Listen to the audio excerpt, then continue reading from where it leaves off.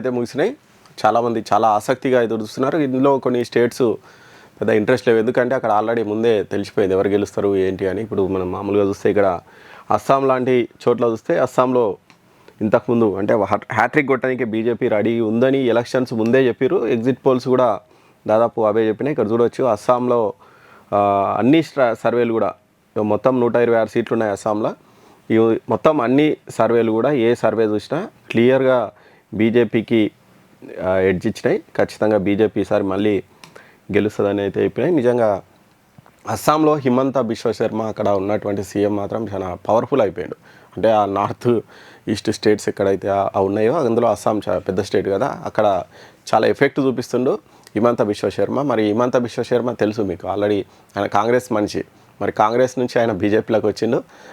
Only Rahul Gandhi మూర్ఖత్వంతోనే ఆయన party మారని చాలాసార్లు చెప్పిండు. ఒకసారి ఏదో రాహుల్ గాంధీ దగ్గరికి వెళ్ళినట్ట హిమంత బిశ్వ శర్మ వెళ్ళి నాకు మీటింగ్ కావాలి అంటే నేను మాట్లాడను, అక్కడ ఇంకెవరో ఉన్నారు ఆయనతో మాట్లాడకపో అన్నాడంట. అసలు కుక్కకు ఏదో బిస్కెట్లు తినిపించుకుంటూ కూర్చున్నాడట. ఆయన ఈగో హట్ అయిపోయింది బాగా. అంటే నిజంగా అంటే ఈ కాంగ్రెస్ వాళ్ళకు ఎవరు ఏంటి, ఎవరు ఎంత పవర్ఫుల్, లేకుంటే ఎవరికి ఎంత గౌరవం ఇవ్వాలి అనేది అవన్నీ ఉండవు. వాళ్ళు రాజుల్లాగా ఫీల్ అవుతారు. ఆ రాజుల్లాగా ఫీల్ అయినందుకే హిమంత బిశ్వ శర్మ, ఓన్లీ హిమంత బిశ్వ శర్మ బయటికి రావడం వల్ల అక్కడ కాంగ్రెస్ కొలాప్స్ అయిపోయింది. ఇప్పుడు బీజేపీ చాలా స్ట్రాంగ్ హోల్డ్ అయిపోయింది. ఇప్పుడు వరుసగా ఇప్పుడు గెలిస్తే 3వ అస్సాంలో. సరే, ఇది ఫస్ట్ నుంచి కూడా చెప్పుకునేదే ఖచ్చితంగా గెలుస్తుంది అస్సాంలో బీజేపీ అని అనుకున్నారు. మరి దానికి తగ్గట్టే ఎగ్జిట్ పోల్స్ కూడా ఇక్కడ చూస్తే అన్ని సర్వేలు కూడా, సర్వేల పేర్లు ఎందుకు కానీ ఏ సర్వే చూసినా కానీ మినిమం 80 నుంచి 90 సీట్లు ఖచ్చితంగా గెలుస్తుంది. అంటే దాదాపు 2/3 మెజార్టీ అనుకోండి. చాలా ఘన విజయం సాధించబోతుంది అని మరి చెప్తున్నాయి. ఇది ఫస్ట్ నుంచి చెప్పుకున్నదే కాబట్టి ఇది చాలా క్లియర్గా ఉంది. ఇక పుదుచ్చేరి చాలా చిన్న స్టేటు, ఇక్కడ కూడా బీజేపీ గెలుస్తుందట. ఇక్కడ కూడా చూడవచ్చు అన్ని సర్వేలు బీజేపీకే ఇచ్చినాయి. ఇది కూడా చిన్న స్టేటు, పెద్ద ఎఫెక్టివ్ అంటే దేశ రాజకీయాల మీద బాగా ప్రభావం చూపే స్టేట్ అయితే కదా, కాకపోతే లోకల్లో బీజేపీ అయితే గెలుస్తుందట. ఇది అంటే ఈ రెండు బీజేపీ ఖాతాలోకి పోతాయి అని చెప్పారు. ఇంకా కేరళలో ఇంకా ఉన్న మినుకుమంటూ ఉన్నది లాస్ట్ స్టేటు. దేశంలో కమ్యూనిస్టుల అధికారంలో ఉన్న ఏకైక స్టేట్ ఏదైనా ఉంది అంటే కేరళ ఒకటే. ఇప్పుడు ఇంకా కేరళ పని కూడా ఈ ఎగ్జిట్ పోల్స్ చూస్తే అసలు ఏ ఎగ్జిట్ పోల్ కూడా ఇయ్యలే. ఇక్కడ చూడొచ్చు అసలు ఏ ఎగ్జిట్ పోల్ కూడా వస్తే కనీసం టఫ్ ఫైట్ అని కూడా ఇయ్యలేదు ఎవరు. అన్నీ కూడా దాదాపు చాలా క్లీన్ స్వీపే ఇచ్చినాయి. ఇక్కడ చూడొచ్చు కేరళలో ఇక్కడ పీపుల్స్ పల్స్ యూడిఎఫ్కు ఇచ్చింది. అంటే యూడిఎఫ్ అంటే ఇది కాంగ్రెస్ లేడు. ఈ కాంగ్రెస్కు మళ్ళీ ఒక స్టేట్ అయితే యాడ్ అయ్యే అవకాశం ఉంది కేరళలో ఉన్నాయి ఇప్పుడు రెండే. మామూలుగా బీజేపీ ఎంత ప్రచారం చేసి ఏం చేసినా అంత ఎఫెక్టివ్ అయితే కాలే. కాకపోతే ఓటు షేర్ పెంచుకోవచ్చు. కానీ ఖచ్చితంగా ఈసారి లెఫ్ట్ ఫ్రంట్ ఓడిపోతుంది, కాంగ్రెస్ ఫ్రంట్ గెలుస్తుంది అని అయితే ఫస్ట్ నుంచి చెప్తున్నారు. దానికి తగ్గట్టే ఇక్కడ కూడా ఎగ్జిట్ పోల్స్ అన్నీ కూడా దాదాపు మెజార్టీ కాంగ్రెస్ లెడ్ ఉన్నటువంటి యూడిఎఫ్కే వస్తుంది అని చెప్పారు. కాబట్టి కేరళ కూడా పిక్చర్ చాలా క్లియర్. అంటే ఫస్ట్ నుంచి అనుకుంటున్నది. ఇక్కడ ఈ అసోం చూసినా కానీ, పుదుచ్చేరి చూసినా కానీ, కేరళ చూసినా కానీ 3 స్టేట్లు ఫస్ట్ నుంచి అంటే ఎలక్షన్ల ముందు నుంచి కూడా క్లారిటీ అవుతుంది. ఈ 2 స్టేట్లలో బీజేపీ గెలుస్తుంది, ఇక్కడ కాంగ్రెస్ గెలుస్తుంది అని చాలామంది చెప్తూ ఉన్నారు. కాకపోతే ఇక్కడ బీజేపీ ఏమైనా ఎఫెక్ట్ చేస్తుందా ఏంటి అని అనుకున్నారు. కానీ బీజేపీకి పెద్ద ఎక్కడ కూడా 0 to 3 సీట్సే వచ్చినాయి. మరి చూడాలి అంతా కూడా వస్తాయా రావా ఏంటి అనేది మనకు రిజల్ట్ వస్తే తెలుస్తుంది. కాబట్టి ఈ 3 స్టేట్లు అయితే క్లియరు. అంత ఇంట్రెస్టింగ్ స్టేట్లు కావు. ఇప్పుడు దేశవ్యాప్తంగా ఇంట్రెస్ట్ ఉన్నటువంటి స్టేట్లు ఏవైనా ఉన్నాయంటే 2 స్టేట్లు. ఒకటి తమిళనాడు, ఇక అన్నిటికంటే ఎక్కువ ఉన్నది వెస్ట్ బెంగాల్. నిజంగా ఈ వెస్ట్ బెంగాల్ ఏమవుతుంది, తమిళనాడు ఏమవుతుంది, ఎగ్జిట్ పోల్స్ ఏం చెప్పినాయి అనేది మనం ఒకసారి చూస్తే ఇక్కడ తమిళనాడు పిక్చర్కి వస్తే మనము తమిళనాడులో నిజంగా బీజేపీ ఈసారి గెలవాలని చేయని ప్రయత్నం లేదు. అసలు అన్నాడీఎంకేను కలుపుకోవడం, అన్నాడీఎంకేలో ఉన్నటువంటి పళనిస్వామి ఇంకో మాజీ పన్నీర్ సెల్వం మధ్యలో పంచాయతీలు, ఆయన పోయి డిఎంకేలో కలుసుడు, ఇవన్నీ కూడా అయినాయి. డిఎంకేను ఎంతవరకు కంట్రోల్ చేయాలనో అంతా చాలా ట్రై చేశారు. కాకపోతే అక్కడ ఏమీ కాలేదు. మరి డిఎంకే కాంగ్రెస్ ఇవన్నీ ఒక కూటమిలాగా అయిపోయినాయి. ఇక అన్నాడీఎంకే బీజేపీ ఇవన్నీ ఒక కూటమి అయినాయి. కాకపోతే ఇక్కడ వచ్చిన ఎగ్జిట్ పోల్స్ చూస్తే ఈసారి డిఎంకే మళ్ళీ ఖచ్చితంగా గెలుస్తుంది అని అయితే చెప్తున్నాయి. దాదాపు అన్ని సర్వేలు కూడా ఈజీగా డిఎంకే గెలుస్తుంది అనుకున్నారు.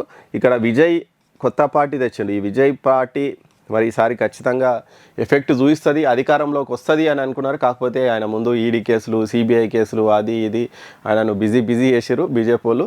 అసలు బీజేపీ టీవీకేని తీసుకొచ్చింది అని ఒక ప్రచారం, అసలు టీవీకేతో పొత్తు పెట్టుకోవాలని చాలా ట్రై చేసింది, అసలు విజయ్ పడనీయలేదని ఇంకో ప్రచారం. సరే, ఈ ప్రచారాలు ఎట్లున్నా ఓవరాల్గా చూస్తే డిఎంకే గెలుస్తుందని మెజారిటీ సర్వేలు చెప్పినాయి. కాకపోతే ఇక్కడ ఒక యాక్సిస్ మై ఇండియా సర్వే మాత్రం విజయ్ పార్టీ అధికారంలోకి వస్తుందని చెప్పింది.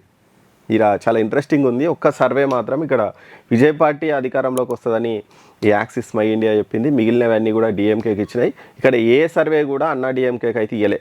అంటే అన్నా డిఎంకే మళ్ళీ ప్రతిపక్షంలోకి వస్తుంది. అంటే జయలలిత చనిపోయిన తర్వాత ఆ స్థాయి లీడర్సు అన్నా డిఎంకే వెళ్ళలేరు. ఇప్పుడు పళనిస్వామి ఉన్నప్పటికీ పన్నీర్ సెల్వం వాళ్ళిద్దరికి పడక దాన్ని అటు ఇటు చేసి ఇక ఆ శశికళను బయటికి పంపించేసి అంతా రకరకాలు అయిపోయింది అన్నా డిఎంకే. అంటే ఒక పెద్ద లీడర్ తర్వాత ఇంకో లీడర్ లేకపోవడం అనేది ఆ పార్టీకి పెద్ద మైనస్ అయింది. కానీ డిఎంకేకి అట్లా కాదు. ఆల్రెడీ కరుణానిధి చనిపోయిన తర్వాత వాళ్ళ కొడుకు స్టాలిన్ దాన్ని లీడ్ తీసుకున్నాడు, ఇక ఆయన నడిపిస్తున్నాడు. ఆ తర్వాత తరం కూడా రెడీ అవుతుంది. అంటే అక్కడ కుటుంబ పాలన ఉంది, అన్నా డిఎంకేలో కుటుంబ పాలన లేదు. ఎందుకంటే జయలలితకు ఎవరు లేరు కాబట్టి ఇక అక్కడ ఆప్షన్ అనేది లేకుండా పోయింది. ఇక అన్నా డిఎంకే అక్కడ బలమైనటువంటి పార్టీ అయినప్పటికీ ఒక బలమైనటువంటి లీడర్ లేకపోవడం అనేది దానికి మైనస్ అయింది. ఇక బీజేపీ తమిళనాడులో కింద మీద పడుతుంది. తమిళనాడు కావచ్చు, కేరళ కావచ్చు, అసలు ఎట్లయినా ఉనికి చాటుకోవాలని ట్రై చేస్తుంది, కానీ అక్కడ కావట్లేదు. ఎందుకంటే ఇక్కడ ద్రవిడవాదం చాలా బలంగా ఉంటుంది, లోకల్ ఫీలింగ్ చాలా ఉంటుంది. నార్త్ పార్టీ అనేది బీజేపీ మీద పడ్డది. దాంతోపాటు ఇక్కడ అన్నామలై లాంటి లీడర్లను వీళ్ళు ఎలక్షన్ల టైంలో దూరం పెట్టిరు అనేది కూడా ఒకటి ఉంది. నిజంగా బీజేపీలో ఒక ఊపు తెచ్చిండు అన్నామలై, కానీ అన్నామలైని వీళ్ళు దూరం పెట్టారు. అది కూడా కాస్త ఎఫెక్ట్ పడి ఉండొచ్చు. మొత్తంగా ఏదైనప్పటికీ ఇక్కడ అన్నా డిఎంకే గెలిచే ఛాన్స్ లేదని మెజారిటీ సర్వేలు చెప్పినాయి. మరి చూద్దాం ఇట్లే ఉంటుందా సర్వే రిపోర్ట్. ఎందుకంటే ఎగ్జిట్ పోల్స్ అన్నీ నిజం కావాలని ఏం లేదు కాబట్టి ఇటువంటి స్టేట్లలో అటు ఇటు కావచ్చు. కాకపోతే మెజారిటీ అయితే డిఎంకే గెలుస్తుందని చెప్పింది. ఒక్క సర్వే మాత్రం అనూహ్యంగా మరి టీవీకే గెలుస్తుంది అని చెప్పింది. మరి నిజంగానే టీవీకే గెలిస్తే అదొక చరిత్ర. ఎందుకంటే పార్టీ పెట్టిన కొన్ని రోజుల్లోనే ఆయన అధికారంలోకి వచ్చిండు అనేది మాత్రం ఒక చరిత్ర అవుతుంది. మరి ఆ స్థాయి ప్రభావం చూపిస్తుందా లేదా, మరి అసలు ఆయనది బలుపా వాపా ఏంది అనేది ఒక 3-4 రోజులు అయితే మనకు క్లారిటీ అనేది వస్తుంది. మరి ఓవరాల్గా ఇక్కడ తమిళనాడులో కూడా పిక్చర్ అయితే చాలా క్లియర్గానే ఉంది. డిఎంకే గెలిచే అవకాశాలే ఎక్కువని అన్ని సర్వేలు చెప్పినాయి. కాబట్టి ఈ 4 స్టేట్స్లో మనకు అటో ఇటో పిక్చర్ అయితే వచ్చింది. ఇక్కడ అస్సాంలో వచ్చింది, పుదుచ్చేరిలో వచ్చింది, కేరళలో వచ్చింది, తమిళనాడులో వచ్చింది. కానీ అందరూ ఆసక్తిగా ఎదురు చూస్తున్నటువంటి ఫలితం మాత్రం వెస్ట్ బెంగాల్. నిజంగా వెస్ట్ బెంగాల్లో ఈసారి మామూలుగా పోరాటం అనేది జరగలే. మమతా బెనర్జీ నిన్న మనం పోలింగ్ రోజు సెకండ్ ఫేజ్ పోలింగ్ రోజు చూసినాం, ఒక ఈవీఎం మీద స్టిక్కర్ వేసారు, బీజేపీ గుర్తు కనిపించకుండా స్టిక్కర్ కూడా వేసినటువంటి పరిస్థితి. మరి సరే, ఈసారి ప్రతిసారి వెస్ట్ బెంగాల్లో అంటే అసలు ఫుల్ గొడవలు, హత్యలు, ఇక కొట్లాటలు రణరంగంలా కనిపిస్తుంటే ఈసారి మాత్రం అటువంటి సిచ్యువేషన్లు చాలా వరకు తగ్గినాయి. అంటే కాలేదా అంటే అయినాయి, కాకపోతే గతంతో పోలిస్తే 80% ఆ గొడవలు అనేవి అయితే తగ్గినాయి. మరి మమత ఖచ్చితంగా గెలవాలి అని, మమత కోటను బీటలు కొట్టాలి అని బీజేపీ అయితే చాలా విపరీతంగా ట్రై చేసారు. ఒకప్పుడు లెఫ్ట్ పార్టీలు ఉంటున్నా కూడా ఇప్పుడు లెఫ్ట్ పార్టీ అనేది కనిపించకుండా అయింది. అసలు చెప్పినాం కదా, ఇప్పుడు కేరళ కూడా పోతే ఇక లెఫ్ట్ పార్టీలు దేశం నుంచి క్లీన్ స్వీప్ అయిపోతాయి. అంటే లెఫ్ట్ విముక్త భారత్ అయితే అవుతుంది ఖచ్చితంగా. ఇప్పుడు ఉన్నది ఒక స్టేట్ ఉంటుండే, ఆ స్టేట్ కూడా పోతే ఇక కమ్యూనిస్ట్ విముక్త భారత్ అనేది కంప్లీట్ అయిపోతుంది. మరి బీజేపీ సరే, అది పెద్ద లక్ష్యం కాకుండా అనుకోని లక్ష్యం అయితే అది నెరవేరినట్టే. ఇక వెస్ట్ బెంగాల్లో చూస్తే, వెస్ట్ బెంగాల్లో మాత్రం సర్వేలు చాలా విచిత్రంగా ఉన్నాయి. మరి ఈసారి చాలా హోరీ పోరు జరిగిందని అన్ని సర్వేలు చెప్తున్నాయి. మరి ఏ పార్టీకి అధికారంలోకి వస్తుందని ఎవరు క్లారిటీ చెప్పకపోయారు. కొన్ని సర్వేలు ఏమో టీఎంసీ గెలుస్తుందని చెప్పినాయి. ఇక్కడ చూడొచ్చు, ఈ పీపుల్స్ పల్స్ చూసినా ఇక్కడ టీఎంసీ ఘన విజయం సాధిస్తుంది, 177 నుంచి 187 సీట్లని.